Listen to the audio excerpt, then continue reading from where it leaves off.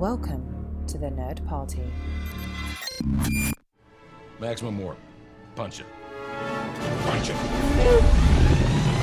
Punch it, Bishop! Punch it. Punch that shit!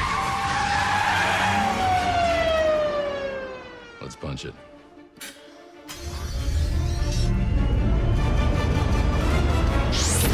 Hello, everybody, and welcome to Punch It. I am your co-host, Tristan Riddell, and with me, as always, is... Charlene Schmidt. Charlene Schmidt, what are we talking about today?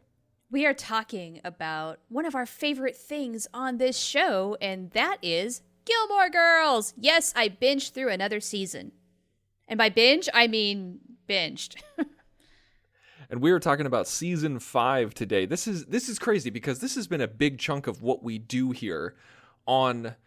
Punch It. Like, we're coming up on our 1 year anniversary for Punch It, or like we're coming up on 52 episodes, and it's really fascinating because 5 episodes on one thing might not seem like that much when you have 45 or when you have 40 other episodes, but really when you break it down, like, this and Star Trek are basically the two main things that we've been talking about the most on Punch It. It's true. We've dabbled into other things, but Star Trek is always our wheelhouse. When all else fails, you know we'll talk Star Trek. We can do that in our sleep. But then you've gotten me into this thing of watching Gilmore Girls, and, you know, at first I was ambivalent about the show, then I've sort of gotten into it, and this 5th season was interesting because I started out really strong watching a few episodes, took a little bit of a break, and then... last week we decided, what are we going to do? And I said, I'm midway through Gilmore Girls. If I binge through the rest, I could make it happen. So guess what I did? I binged this season hardcore, and I've got some thoughts on that. So I'm ready to discuss this season with you, Tristan, because I cannot wait to know how you think of this season in comparison to how I think about this season. When we were talking last week, when we finished last week's episode, which was on Star Trek Nemesis, which everyone should check out by going to thenerdparty.com/punchit. That's both parts. Where you can, yes, check out both parts. That's where you can check out all of our other episodes, as well as all the other shows on the network. We got Star Trek shows, Star Wars shows, we got Missing Frames, we got Nerd Nuptial, we got so many cool things coming at you, so please go to thenerdparty.com. Also, check us out on Facebook at facebook.com/thenerdparty. We got a lot of conversation going on there. A lot of people like to talk. A lot of people like to shower us with praise, as well as fury when they disagree with something that we talk about. It's the internet. It's the internet. Surprise, surprise. You can also find us on Twitter at @JoinNerdParty. So, yeah, when you told me last week that you're like, oh, I don't know if we can do Gilmore Girls Season 5. I'm not that far in the season yet. I'm like, all right, well, just let me know. And then, boom, you said, hey, I'm done. And I was like, how on earth did you watch that many episodes so quickly? Well, I had it on pretty much at any free moment. Let's put it that way. Hey, that's how you do it. That is how you binge. Binge, I did. I think I even OD'd a little bit. Well, Gilmore Girls is one of those shows that was ahead of its time, where it is perfect for binging. Like, it aired like normal TV where you got it once a week, but this show really lends itself to just seeing one episode after the other, like 4 a night if you can. And there were a couple of nights where that really did happen. Patrick was working some long nights. Patrick is my husband, by the way. And I just thought, well, I might as well take down as many of these as I possibly can and hope that I do reach the end. Lo and behold, I did. But you know what? It's interesting that you've said what you said about this show being so binge-worthy. This season, I did not feel like it was a good binge. Like, I probably binged this harder than any other season that I have, and I kind of feel like that was a mistake. Tell me why. The reason why is because there were parts, especially midway through the season, where I felt like it was getting a little predictable, and dare I say, I was getting a little bit bored. Now, if I were watching this throughout the course of a regular season, one a week, the months go by, I don't think that would be the case. But watching one after the other, it's starting to feel a little repetitive. Some of these patterns. Before we get into the repetitive nature of the season, can you give me your overall impression of Season 5? Actually, what I'm going to do is, real quick, I am going to give a little overview of Season 5 for the people at home. Ooh, do it. Story time. Lorelai and Rory face major life changes in this unforgettable 5th season. Lorelai is happy owning and operating an inn with best friend Suki, but quickly learns the demands of being the boss. A bigger surprise is that her longtime friendship with Luke has become a romance. Lorelai and Luke try to hide their relationship, but the town soon knows they are dating. The reappearance of Rory's father, Christopher, adds to the drama. Rory's romantic life is also complicated. At the forefront is her relationship with Dean, who's now married. In her second year at Yale, Rory is more involved in the college newspaper and meets Logan, who comes from the same old money world as her grandparents. Rory could be on the path of her dreams. Or is she? Dun dun dun. Dun dun dun. So there you go, season 5. So we get the introduction of Logan. We get a continued romance of the affair with Dean. Luke and Lorelai continue their relationship, then don't continue their relationship, then continue their relationship. And Christopher's added into the mix for drama like he always is every single season. Of course, yes. Oh my God. We see Richard and Emily separate and he moves into the pool house, but then they see them get together and renew their wedding vows. So a lot happens in season 5, but what, in your opinion, made it repetitive? I think this show suffers from following into some of the same patterns overall through the course of a season. And I've mentioned this in previous recaps, where it starts out fairly strong because it's resolving some of the drama from the massive cliffhanger of the previous season. Then things kind of settle down and lull a little bit. Things are a little more easygoing.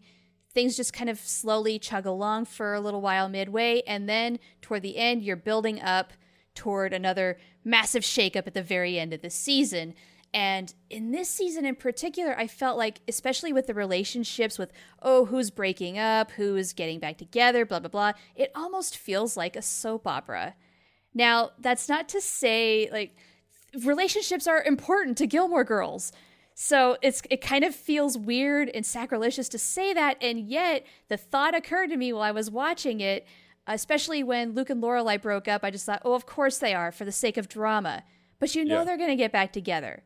Certain things just felt very predictable, and other things that I thought were predictable were actually a little bit of a surprise. The fact that Richard and Emily renewed their vows was one of those. But the whole thing of Rory and Dean breaking up, yep, saw that coming. The new guy coming into the mix, Logan. Oh my God, here we go again. Kind of going for a little bit of the playboy, bad boy type, and okay, Rory. Let's talk about that. Okay. Logan. All right, Rory is very much, I don't want to say defined by her men, but Rory is very much, when you talk about Rory, you have to talk about the men in her life. Just like when you talk about Lorelai, you have to talk about the men in her life, because that's very much a focus of the show. So we talked about Dean, then we talked about Jess, and now there is, we're not even going to talk about Marty, because who cares? So yeah, he does not matter. Sorry. He does not matter in the least. So now Logan. A lot of people love Logan. A lot of people hate Logan, just like Dean and Jess. So what did you think of Logan? Okay, I am not on Team Logan. I don't like him. And Tristan, I get the thumbs up from Tristan. Very good. Yes, he strikes me as, he comes off as a complete jackass to start off. Oh my gosh. That's not just coming off as a jackass. He is a complete jackass. Yeah. Let's be totally honest. It's not just a mentality. It's a way of life. And even when, the writing tries to make you sympathize with him a little bit, like, he's trying to do right by Rory and he's trying to be the man and trying to stand up and be a good guy. But I always, in the back of my mind, am questioning, is he doing it because he really cares about her? Or is it because he knows that's the right thing to say? Which is a very different thing, and I don't know if we know the answer to that yet. I don't know. I don't like him, and I don't like his family. I don't like any of it at all.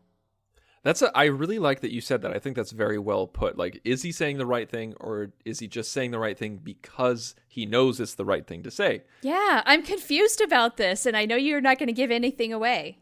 I'm not. I'm very much not going to give anything away, because even though this is about season 5, I'm itching to talk about season 6 just because of the cliffhanger this season. Yeah, but right? we'll get to that. We'll get to that. But I honestly, I can't stand Logan. And it's, I don't normally say this because most of the time, if I don't like a character, I say, oh, the actor's portrayal is fine. You're not supposed to like him, or I just didn't really dig on the character. But with this one, I don't like the character and I can't stand the actor. Oh, really? Don't like his presentation. I don't like how he speaks. I don't like how he holds himself. I just hate the whole thing. He's like, what are you going to do, Ace? Huh? Come on, Ace. What's going on, Rory? You're better than this. Let's go. Let's ditch class, Ace. Huh? Yeah. Oh, man. It drives me insane. It drives me nuts. And there are people out there who are hashtag Team Logan, and I want to stab those people with an ice pick. It just... I'll come join you. He's part of that old world money, or that old money world, I should say. And he's this bridge to the world that Lorelai tried to run away from for so long. Mm-hmm. And I feel like, like Lorelai has spent her entire life trying to raise Rory in her own way, not in the way that Emily and Richard raised her.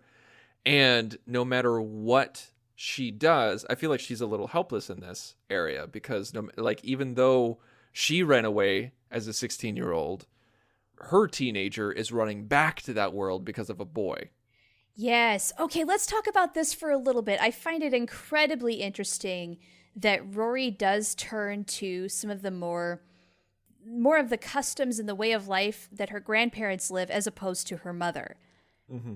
Why do you suppose that is? I mean, I know it's all a part of her, but I don't know. What is it about Rory that finds it...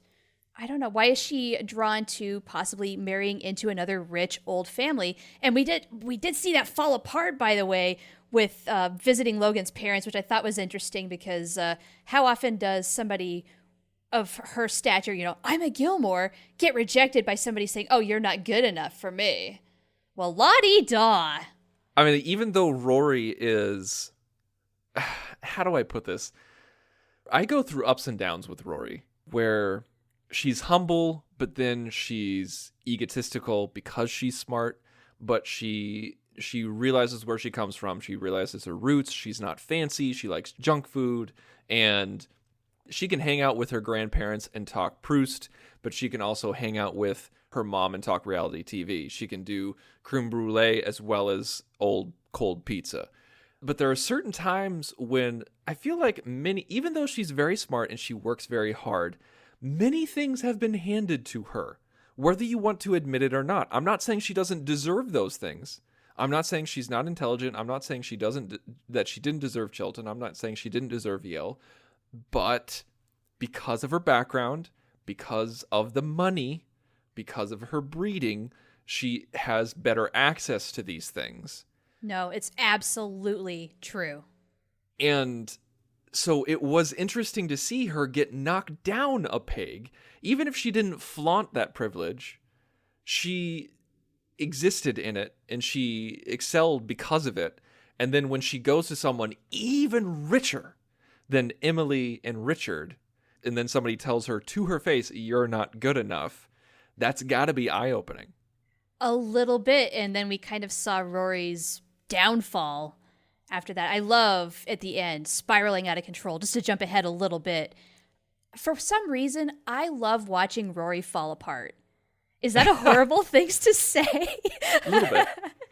But it kind of is, I think, in part because of the fact that this is the girl who should theoretically have everything going for her, right? She should have no problems navigating the world. She has access to money. She's going to an Ivy League school. She's incredibly wicked smart. She's pretty. She can have any guy that she wants. She can do anything that she wants. And she has every privilege in the world to access whatever she wants to do with her life. Most of us cannot say that. And so to see even her have difficulty and have problems and just feel like, I don't even know who I am, is kind of refreshing. It gives her some humanity. I think that's why. Okay, I get that, where it gives her some humanity. Because, I don't know, here's another thing, is I do have trouble relating to the old money rich people stuff because I had nowhere near lived in that world. I don't have any distant ancestors who lived in that world. I have no understanding, no concept myself of what it means to live in that world and that background. Like Gilmore Girls is my, that's kind of my exposure to it, to be quite honest. And it just, I find it a kind of a turnoff, actually. I don't like people like that. Well, with me, as you've heard me say in previous reviews of Gilmore Girls seasons, is that one thing that I don't like about the show is how it treats money, because it uses money very much as a plot device and as a Deus Ex Machina. Right at the very moment, whenever you need the money, pony it up. Whenever somebody is in a financial crisis, someone out of the woodwork says, I just got this money, here you go. Or like, I have money, I'll give it to you for this reason. Or if they want to further the plot, all of a sudden they get a rich friend, or you get a rich boyfriend, or you have a connection with a rich family. And it just, it's very nebulous how it happens, but it just pops out of nowhere. And one thing that I don't like about Logan is that he's rich. And so it allows the show to get lazier with its writing, because in order to pop her into interesting situations, all they have to say is, because of the almighty dollar. That's how she got there. Uh-huh. Yeah. And I'm not going to spoil anything, but that's going to get even worse as we go on. Oh, wow. Okay, that's always been kind of a concern with me, is just how often do they go to that well? I do feel I've had kind of this hankering that, yes, it is going to get worse, so you telling me that is not a surprise. I'm kind of mentally preparing myself. Yeah, I'm not really ruining anything. Yeah, mentally prepare yourself, because I'm not really ruining anything, because it's been in the show since day one. Yeah, it's true. It has. But is it going to get worse? Oh, well, okay. I mean, after so many seasons, I guess it does get harder to think of new things, and I think even this season maybe suffered a little bit for that. Now, a lot of things happened in this season. A lot of cool things, a lot of crazy things, a lot of detrimental things. Now, one thing that we need to talk, since we talked about Logan and Rory, let's talk about Luke and Lorelai. What did you think about their short-lived relationship, and then their breakup, and then the relationship again? Man, I was just waiting for that moment to come along. Like, I knew things like weren't going to be just completely hunky-dory and happily ever after they got together. You know there was going to be drama, because this is Gilmore Girls, and so there's going to be tension. Of course there was going to be a breakup. I was just waiting for when and the reason why. Now, I will give the writers credit that the reason why is semi-decent, in that Luke has to experience firsthand what it would be like to deal with this family on a regular basis, which, hey, I don't blame him. That would not be easy. But he is not a complete stranger to this. He kind of knows what he was stepping into. But I guess there's a difference between thinking you can handle it and then actually having to handle it. Yeah. So I'm willing to give that the benefit of the doubt. And lo and behold, they get back together. That is also not much of a surprise. But okay. I'm totally cool with that. And the great cliffhanger at the end, will you marry me? Ooh, I'm very curious. Yes or no is 50-50, in my opinion. Did you expect to see that? No. But considering that Lorelai is in such dire straits in that particular moment, for her to just sputter something out like that is incredibly Lorelai. Mm-hmm. So I really want to know now, what is Luke's reaction going to be just with all of that and with everything that is going on right now? She's a complete mess. Does she really mean it? Are we going to have like 3 episodes where they're going back and forth on do we get married or don't we? I guess we're going to find out. That's true. Yeah, we'll absolutely find out, at the beginning of season 6. Now, one episode that I want to talk about is Wedding Bell Blues. Oh, yeah, the whole thing with Christopher. Well, I also want to talk about Emily and Richard interfering with other people's lives. Christopher being one of those examples, and the whole weird fallout that happens at the wedding. Oh, dear Lord. This is the 100th episode. Oh, is it? Of Gilmore Girls, and it was directed by Amy Sherman Palladino. Okay. And so this was a big deal. Like, this was a big episode. So not only thematically, but also because, the 100th episode is always supposed to be a big deal for any show that reaches it. That's when you can go into syndication. Just everybody, celebrates that, saying like, oh, you've made it. This is a good, solid amount of work. Even if you get canceled next season, it's no big deal because you made 100 episodes. Right. Yes, that big milestone for syndication, as you pointed out. Let me read the plot for this specific episode. Richard and Emily renew their vows with an elaborate ceremony and party in which Lorelai serves as maid of honor and Rory as best man. Rory becomes upset as Logan arrives with another woman, and when confronted, Logan tells her he has never been a, quote, one-woman man. Despite this, Rory decides to pursue Logan and is later caught by her parents and Luke in the midst of an intimate encounter with him. Christopher tries to get together with Lorelai, even though she has brought Luke to the reception. Luke walks out mad after Christopher tells him he is only temporarily with Lorelai and that he and Lorelai are destined to be together. Oh, Christopher. I'm getting a little tired of him just showing up at random moments to cause drama. This is the episode where I'm just like, oh my God, go away. Let this be the last time we see Christopher. Right? Just make him go away. I thought he had gone away. I actually thought it was really gutsy of Rory to tell him, look, my mom has a good thing going on right now. Would you please stay away? I loved that moment. It was Rory speaking some really much needed truth, even if it did hurt. Christopher, I just thought, finally. And then Emily has to go screw it all up. And then Christopher gets drunk off of his you-know-what and has to just truth serum everything. And just, wow. Oh. I want to talk about one of my favorite moments from the episode. It's when Christopher and Luke are yelling at each other. Uh-huh. And Christopher says, "It is none of your business what goes on with Rory." And Luke says, "It sure as hell is my business." And Christopher says, "Rory is my daughter, okay? Mine." And then Luke brings this out. "Oh, really? Well, where the hell were you when she had the chicken pox and would only eat mashed potatoes for a week? Or when she graduated high school and started college, huh? Where the hell were you when I was moving her mattress into her dorm and out of her dorm and back into her dorm?" And then Christopher says, Where I was is none of your concern, okay? Rory is my daughter and Lorelai's daughter, and that's it." And Luke says, "Yeah, but I'm with Lorelai." Go, Luke! Mic drop. Yes. Christopher might be Rory's father, but Luke is her dad. Luke does the dad stuff. He is the one who is there. He is the one who is there helping and doing things and spending actual time. He knows this kid inside and out. Christopher, maybe they have the bloodlines, but he doesn't really know her. He's not been around. There's no way he can. Yeah, it's true. He ran away from that. So he only has himself to blame, in my opinion. What do they say? Like, most of being a dad is just showing up. I think that a big part of that is true, I think. Yeah, Luke has done the hard work. Maybe in an unofficial capacity, but so what? He was the one who was there. So I give Luke a lot of credit, and good for him for standing up for himself, because we know how hard that is for Luke to speak up like that. And he did it. And we all know that the reason why Christopher is at the party is because Emily specifically invited him to show up and cause mischief.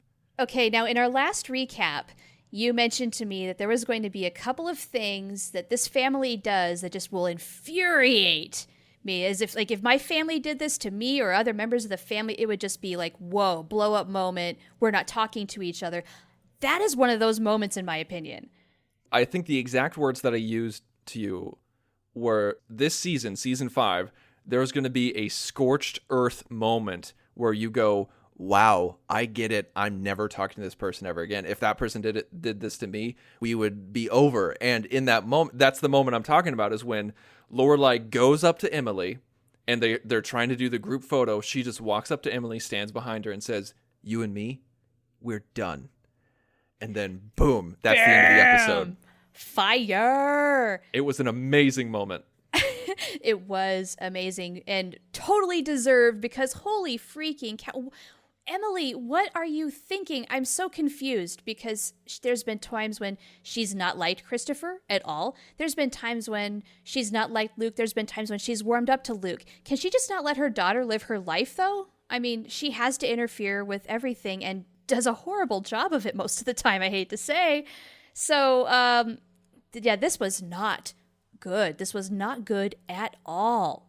And I feel like this is just one of a couple of scorched earth moments in this season as a result of the Gilmores, specifically Emily, but also Richard. So what would you say are some other ones? The very end where Lorelai goes over there to talk about Rory, and when Rory tells Lorelai that she's dropping out of Yale, Lorelai actually goes to her parents and says, I need your help on this. Let's get this kid back on track. And then they kind of backstab her and they let Rory live in the pool house and they say, oh, she's going to get a job and she'll be fine. They do the very opposite of what they said they were going to do with Lorelai, for Lorelai, when she was with them. So, okay, wow. Totally undermining her as a parent, for one thing.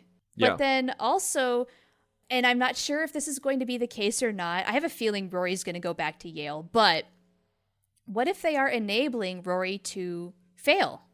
How are they? I mean, is that okay? Are they really going to feel good about that? And Lorelai, what can she do at this point? Her daughter is a grown-up woman now. She's making her own decisions. Even if they're not good decisions, maybe she has to make these mistakes on her own. It's also the power of money, too, because Lorelai is not paying for Yale.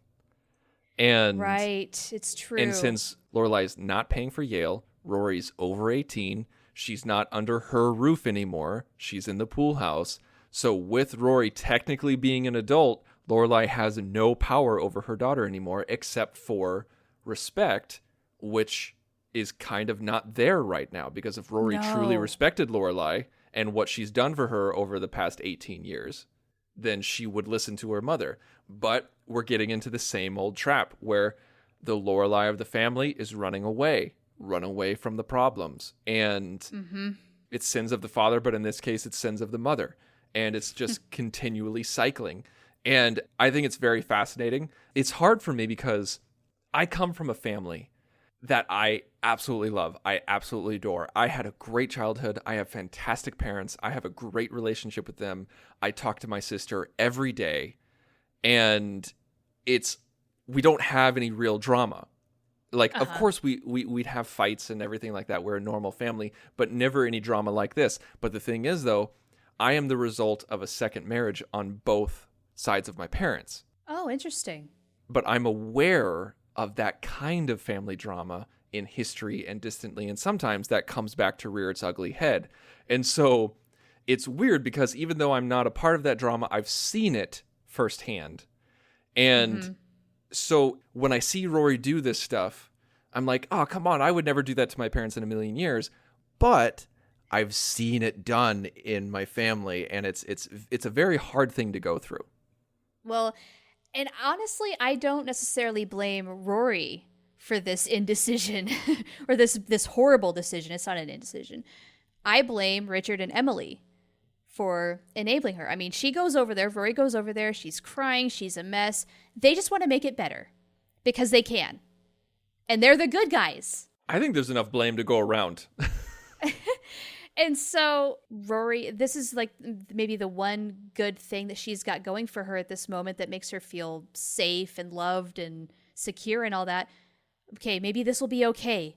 I'll get it together. I have this. Mm-hmm. So as a 19-year-old, she's thinking me for one thing. But then also she reached out for help and she got it. Now, is it the best thing for her? Abso-fraggin-lutely not. I completely disagree with it, but this is the kind of drama that Gilmore Girls does. Potentially throwing away an education and defying your mother, your best friend, and siding with grandparents who are just enabling you, who are clearly doing it just to get a better hold in your life and get their claws into your life more so than their daughter. It's just a bad situation all around. And after everything that Lorelai has gone through with Emily and Richard over the past year, even the past couple of years, but specifically this year, it's hard to imagine them ever getting back together. Like, just ever, just basically reinstating their relationship. Yeah, I think it's going to be pretty tough from here on out. Because what are the two most important relationships in Lorelai's life? It's her daughter and Luke. It is. And Emily tried to sabotage both. Yes.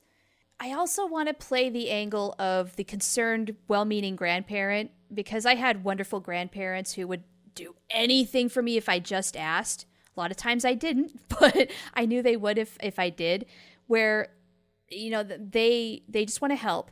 But with the Gilmores, there's another added element of they want to fix the mistake of the family. They want Rory to get back on their track because Lorelai, you know, betrayed them, is not one of them, whatever. She's the black sheep. But Rory, she is their hope.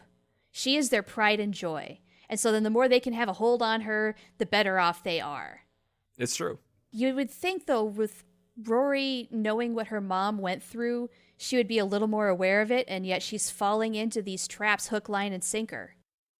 We tackled a lot with Richard and Emily. I mean, we could talk about how they broke up and how they got back together, but... Well, I mean, yeah, it was... that was actually one of those things where I was a little surprised. I was expecting Emily to date around a little bit and enjoy being like a bit of a cougar type, but... Yeah, that was weird. I didn't like it. Well, and I think maybe that's why they put a stop to it so soon, is just maybe the audience reaction wouldn't be so hot, because that's kind of taboo for TV. Hate to say it, right or wrong, it is.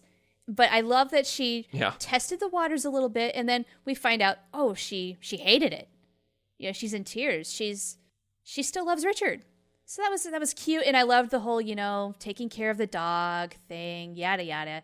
But you totally saw it coming, and so finally, okay, they renewed their vows. Great.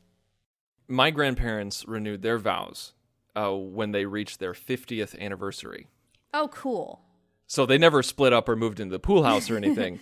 But I remember going to a party, obviously not that big, but going to a wedding vow renewal, and seeing your grandparents go through that, like Rory saw her grandparents go through that. It was a lot of fun. Speaking of which, I want to say, how adorable is Rory in a tuxedo? Just want to put that out there. She looks really freaking good. Yes. I would dare say better than in a tiara, which that's another thing Emily and Richard were doing this season, trying to set up their granddaughter with good stock. I forgot about that. Yeah, when they find out about Dean. Leave her the hell alone. Oh my God. And poor Dean. He says something so profound to Luke at some point in the season. I don't remember exactly where, but he's just like, with the Gilmores, you're good for a while and then you're done. And you're not good enough, basically. And then, like, Dean just then falls off the face of the earth. Yeah. Do we ever see him again? I'm not going to tell you that. Come on. I wanted to know. Okay. You know I'm not going to give anything away. Yeah, I had to try. You know that. But anyway, yeah, then Dean's just completely out of the picture. He and Rory wreck his marriage. And he's going to just work construction for a while and eventually get his own place. I want to find out. I mean, he's a Stars Hallow guy. I imagine we're going to see him irregularly throughout. I don't know. We'll see, I guess. Now, before we start to wrap up a little bit, what did you think of some of the side characters? What did you think about Suki being pregnant again, Jackson running for office, and Zach and Lane getting together? What did you think of all that? Well, Jackson running for office, that was an interesting episode because I figured... I didn't really care too much about who was basically running this town until there was that really poignant moment where Lorelai sees Taylor just sulking, knowing he's going to lose. And I just thought, oh. And then you feel bad for him. It was. And so then that was like the payoff. That really made it worth it for that whole thing. Like, I don't care too much about Jackson. He's kind of a two-dimensional character to me. Now, the fact that they had a second child, well, that's cool. I loved the way that Suki found out she was pregnant again. That was cute. I love the vasectomy moment more.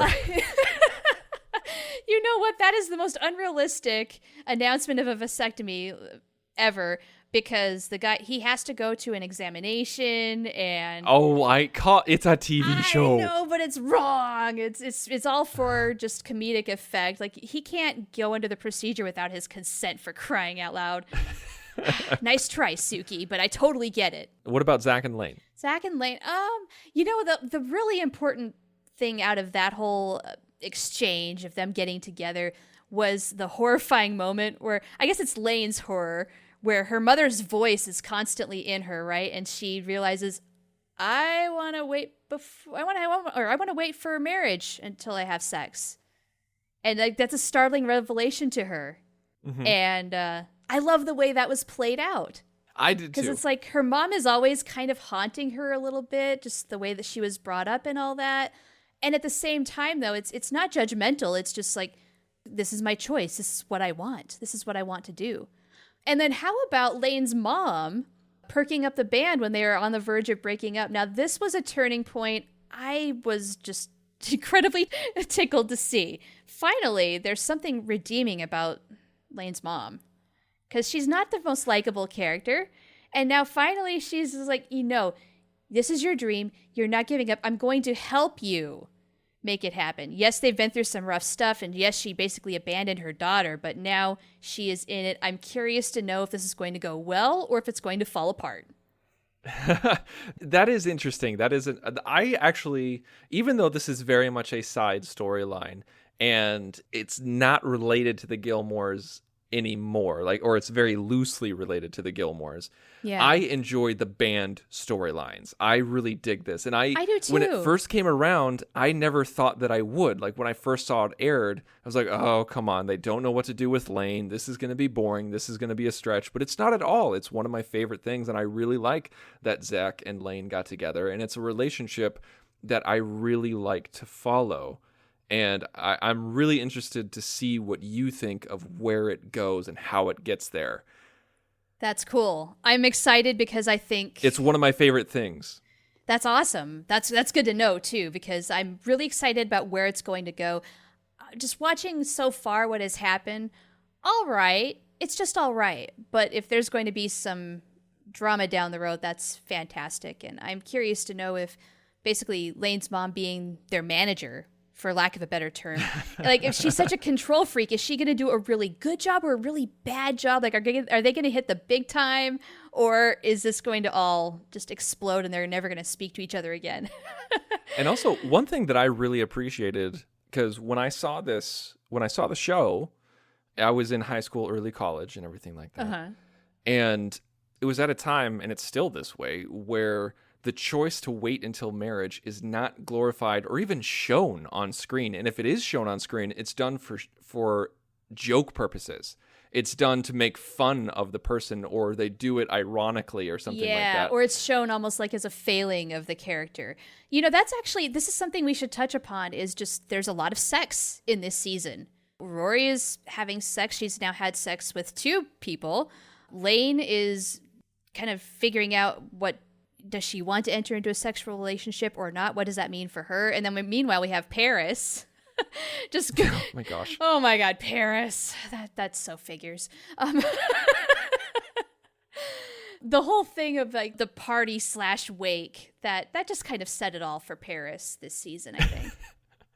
You're right. Yeah, there is a lot of sex, and there always was a lot of sex on the WB that became the CW and everything like that. And there's always, for some reason, a lot of teenage sex, which is really weird that we're in a culture that shows that and fictionalizes that. And well, wait. I don't know if it's so much of a big deal that it shows that, but it kind of glorifies it. Well, that's what I'm trying to say, is that, like, okay, got to make that distinction though. We see these college age people or adult age people pretending to be teenagers, pretending to have sex. And they're showing it to teenagers. And so they're giving them a false sense of what it's like or what to expect. And right, or what they should be doing. And exactly. Really, and I like that they showed Lane making that choice, and no one's making fun of her for it. And no one is. Yeah. They're not doing it as a joke. She was raised that way. She's respecting how she was raised and whether she likes it or not. And it's exactly. her choice. I love that it tortures her. I really do. And not because she's choosing not to have sex. It's just a lot of us had to kind of struggle with that. I know I did. Yeah, and I was raised closer to the way that Lane was raised than I was Rory, at least in that regard, I should say, in that kind of regard. Well, and it's especially good in contrast to what Rory's doing, where she tries this quote unquote casual relationship for a little while, which is what I think a lot of people have the concept of, oh, you're young, you want to experience a lot of things. Maybe you do, but you know what? A casual relationship usually doesn't work. It's not a good idea, and I'm glad Rory picked up on that fairly early on, even if she did have to try it. Yeah, it's true. It's true. Yeah, I like that. Like, she tried it, find out that it didn't work out for her, then she moved on, and that's okay. Like, I just don't think that suits her at all. I was surprised that she did even try it. I mean, she's a serial monogamist like her mother, so... But then again, I mean, like, lots of people, lots of kids, they go to college, they have a freedom. Like, we actually saw that storyline where she looked after a high school student who was visiting Yale, and the kid just exploded because she had no freedom growing up. Mm-hmm. And that's what happens. That's what happens to, it does happen to a lot of kids. They suddenly have all the freedom that they never had, and they go crazy, and then suddenly it usually lands them in trouble in some respect. So wrapping up, this was season 5. We had a lot of back and forth talking about Luke, Lorelai, Rory, Logan, Dean, everybody else, Emily and Richard. So how would you rank this season so far out of the 5 seasons that you've seen? Ooh, boy, I gotta say, I don't know if I enjoyed season 5 as much as I have maybe season 3 and season 4. Okay.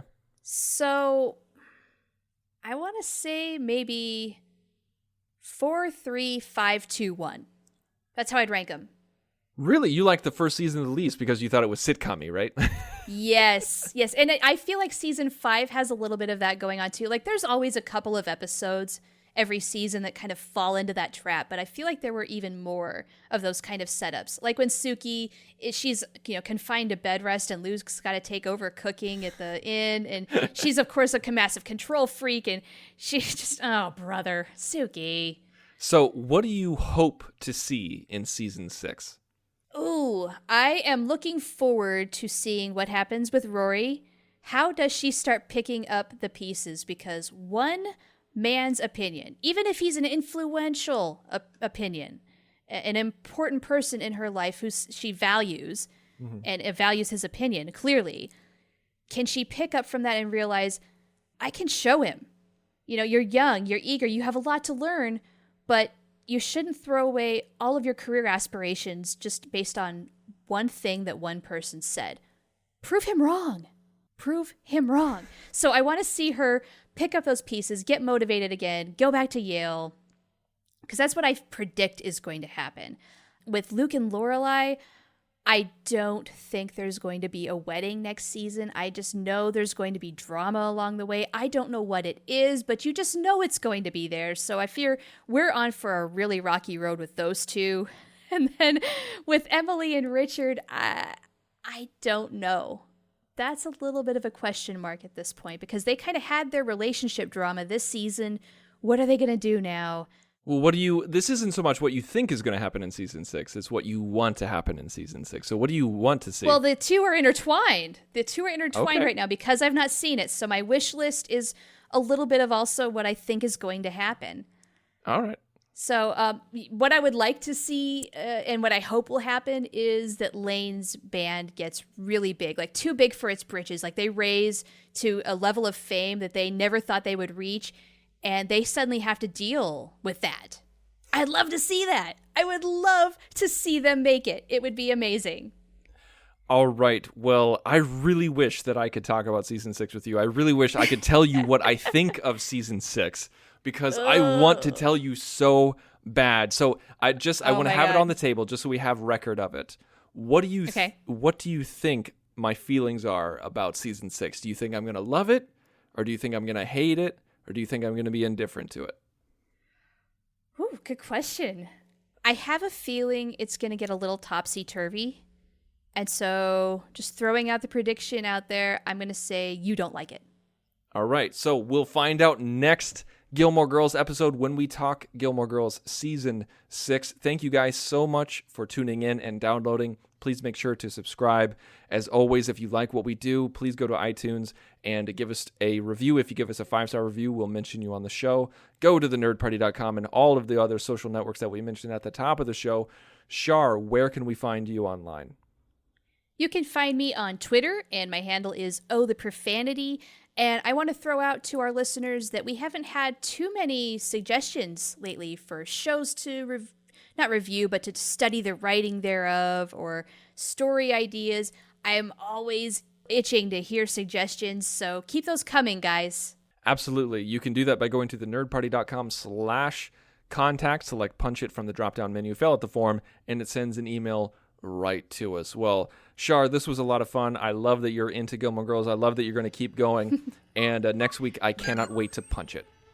Ready for warp, sir. Let's punch it.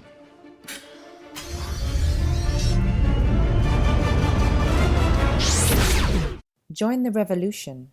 Join the Nerd Party.